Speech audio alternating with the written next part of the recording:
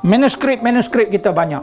Di Muzium Warisan Melayu di UPM, macam-macam ilmu ada. Manuskripnya ada. Manuskrip ni kitab tulis tangan. Ini tamadun kita.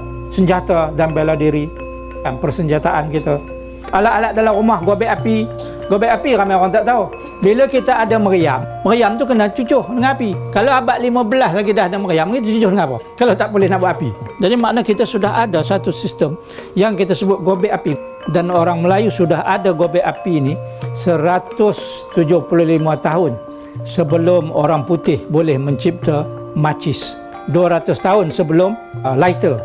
Tudung saji, orang dulu tak ada peti ais, tapi makanan diletak di bawah tudung saji tak basi.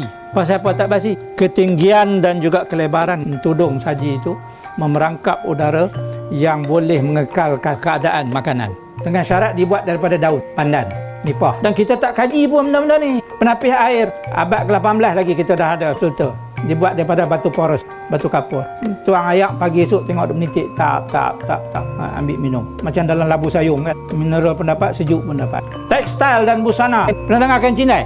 Cindai ni kain yang dijalin daripada herbs, daripada serat pokok. Orang dulu-dulu dia ambil herba-herba terpilih, serat daripada herba terpilih untuk ditenun menjadi kain cindai. Dan oleh kerana pandai dipilih, setengah kain cindai itu mempunyai properti sebagai penicillin. Ingat cerita tuah bertikam dengan jebat. Akhirnya dikatakan jebat itu terkena keris tuah tu kan. Ada yang kata dia saja lompat. Sebab dah lama sangat dia kata terlampau besar hajat abang tuah nak menghapuskan dia, maka dia lompat. Dia berdiri kat belakang tirai itu, masuk belakang tirai itu dia lompat. Keris terhunus kena.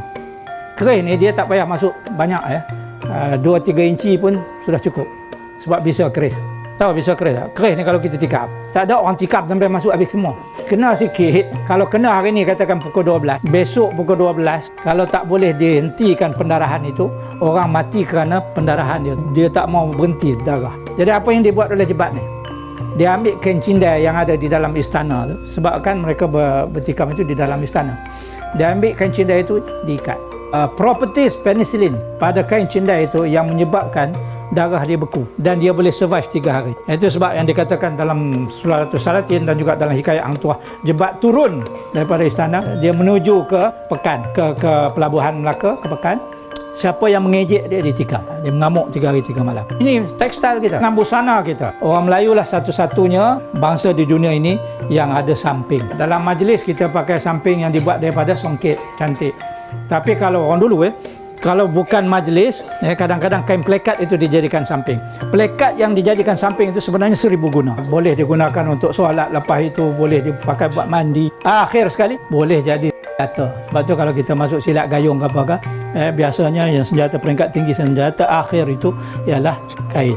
Dia libas dengan kain itu pun boleh pecah muka. 1001 kegunaan. Ini budaya kita, tradisi lisan kita. Ini pantun, kita semua tahu kan pantun. Berendam tahu kan?